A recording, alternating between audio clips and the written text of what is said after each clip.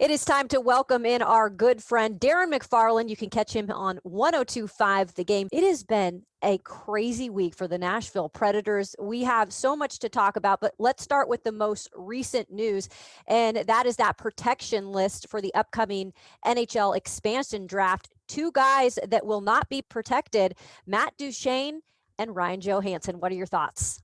Yeah, I mean, Kayla, it was not a surprise at all. I think the biggest surprise that came out of last week was Pierre LeBrun, who I think highly of, and I think it does a tremendous job of covering the sport outside of this market, putting out there that there's a growing sense, his words, that the Predators will not protect Matt Duchene. And I'm like, Pierre, man, I think the world of you, but we've been talking about that for months, man. No surprise there, but you know how this works, Kayla. In sports, it's not just hockey. It's football. Pick a sport. Yeah. If you have a big contract attached to yourself and there's a salary cap, it's a business. No matter how much they like you, it's a business. And there's no secret that Matt Duchene, who has 5 more years left on an $8 million per year contract, Ryan Johansen with 4 more years and $8 million per, considering how much money they've already shedded, it's very clear that they want to get younger and they need to free up money. That Ryan Johansen and Matt Duchene were not going to be on that list. And of course, it played out that way. When I look at this protected list, you see the names that you thought would be there: Philip Forsberg, Roman Josi, you got Matthias Ekholm on there. I think one name that people were a little surprised about was Tanner Jeannot. I don't know. When you think about Poyle, though, and saying he wants to get younger, obviously they saw a lot out of him towards the end of the season. Were you that surprised? This was a big old hanging curveball. I did not see them protecting Tanner Jeannot. Great story, right? Undrafted guy, 15 games, though, played in the National Hockey League this past season. Were they impressive? Yes. Matthew Olivier impressed. He was quite the story. And when he got hurt, no one could have seen what Tanner Jeannot did. I mean, Tanner Jeannot burst on the scene and never looked back. It's clear they like him. Was it clear enough for them to protect him? I wasn't willing to go there at all. Okay, I'll put you on the spot when it comes to the one guy that's going to be taken. Who do you think it's going to be? Oof. It's interesting, right? I mean, I know where David, as we just talked about, I know where David Poyle wants them to go, but I'm just not so sure they want door number 1. I have a feeling they're gonna ask for door number 2, which is probably those guys that I just alluded to. Colton Sissons has still got a lot of contract left, so that may have them shy away from Colton Sissons, even though we know, Kayla, how good he is and how important he is to the Predators roster and how versatile he is. But Calle Jarnkrok can do the same thing, and he's got 1 year left at a very cap-friendly contract, $2 million per. And then you've got Yakov Trenin. They may like maybe the upside, but I say if you put me on the spot and they're not going to take the big contract, they'll probably take the more friendlier contract and probably take a Calle Jarnkrok. That's who I'm going with, Darren. Let's move on to the big news that happened yesterday, and that was the trade of defenseman Ryan Ellis. He heads to Philadelphia. In return, the Predators, after all of this, get Cody Glass and Phil Myers. When you heard Ryan Ellis was on the move, I know you probably weren't that surprised. What were your thoughts on just everything he's done for this organization? Yeah, I mean, this is the part that stinks, right? The business side of things, because we get attached to players and they're great to deal with. And this guy's been an associate captain for 4 years on this roster. He is homegrown. He was drafted by this franchise more than a decade ago. And you just don't, you're not exactly in the business of shedding players like that. And we know he's a top defenseman in the league, but it is a business, unfortunately, and David Poyle had to make business decisions, and he had a big contract still left. To me, what could tip the scales in this, Kayla, is what is Cody Glass? Like, he's the intriguing piece, right? He's the guy who's 22 years old. He's the 6th pick overall in the 2017 draft. Hasn't exactly burst onto the scene. He's had his moments with Vegas, but he's 22.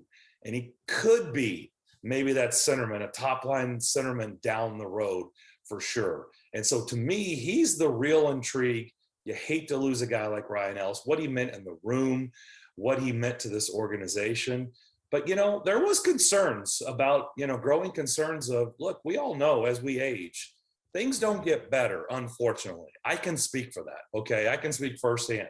Things break down more, and his body's been breaking down. And if I was being honest, I really felt like Ryan Ellis at times has not looked the same since that Corey Perry hit in the Winter Classic in Dallas. And so you do have to wonder, with that much time left on a contract, will that be a good contract when you get towards the end of that 6 years remaining? Is it, when there's 2 or 3 more years left on that contract, is it still going to feel good? My guess is, unfortunately, probably not. So I understand what David Poile did. Yesterday, when the media talked with David Poile and the question was brought up about the R word, rebuild, and he made sure to say several times that he's not calling it a rebuild. He said, if anything, it's a competitive rebuild. What is that, Darren McFarland? I had a feeling you were going to ask that. As you know, general managers in really any sport are very hesitant to use the word rebuild, right? Because it is a business, as we have alluded to many times in this interview. And you don't want to use that word in fear that season ticket holders or fans, people who buy your product, run for the hills and say, let me know whenever you're good again, right? Yeah. So they're very cautious about using the word rebuild. But I do believe, David, look, however you want to frame this, right? Competitive rebuild, retool, right? We can come up with some creative words not to have people running for the hills. I think it's a team that wants to get younger and wants to shed money because they have to. A not surprising, I should say, thing happened earlier this week, and that was Pekka Rinne announcing his retirement. We really didn't know what he was going to do. We thought he could possibly come back, maybe play another year. We know that David Poile wanted him to do that. You were there. Just the memories that you have of Pekka Rinne and the legacy he'll leave here in Nashville. I thanked him after the press conference for not losing it, because that would have been a messy press conference if he lost it up there, because we know Pekka is an emotional guy. And I was like, thank you for keeping it together, because the room would have been lost if you would have lost it. So I thank you for that.